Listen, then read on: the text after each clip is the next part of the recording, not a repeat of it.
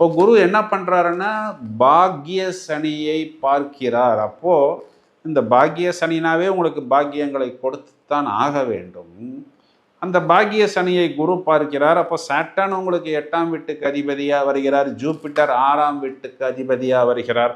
6ஆம் பாவாதிபதி 8ஆம் பாவாதிபதியை பாக்கியத்தில் பார்ப்பது அப்படிங்கிறதும் உங்களுக்கு விபரீத ராஜயோகம். இது எப்படி இன்னும் நம்ம கொஞ்சம் தியரிட்டிக்கலாக போனோம் அப்படின்னா, கடகத்தில் பூசம் நட்சத்திரம் இருக்கிறது. இப்போ இதுதான் குரு பூச யோகம், குரு புஷ்யாமி யோகம்னு ஜோதிடத்தில் சொல்லப்படுகிறது. இப்போ இந்த பூச நட்சத்திரம் 8ஆம் பாவத்து அதிபதியின் நட்சத்திரம், அதில் 6ஆம் பாவாதிபதியின் பயணம்.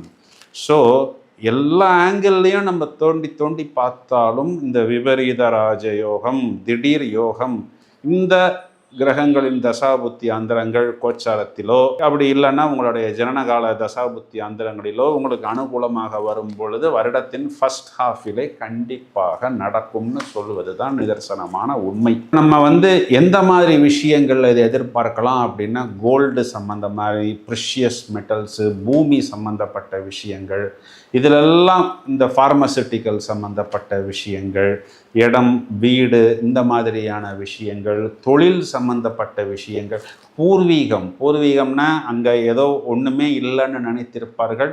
எதிர்பாராமல் அவர்களுக்கு அங்கு ஒரு இடம் இருந்திருக்கலாம், அவங்க அப்பா அம்மாவுக்கு இருந்திருக்கலாம். இந்த மாதிரி விஷயங்கள் எல்லாம் இவர்களுக்கு கிடைக்கும். அப்போது என்ன பண்ணணும் அப்படின்னா, இவர்களுக்கு முதல் தரமான யோகத்தை முதலில் கொடுக்க போவது செவ்வாய். அப்போது முருகன் வழிபாடு வாய்ப்பு கிடைக்கும் பொழுதெல்லாம் நீங்கள் 2026 பண்ணணும்.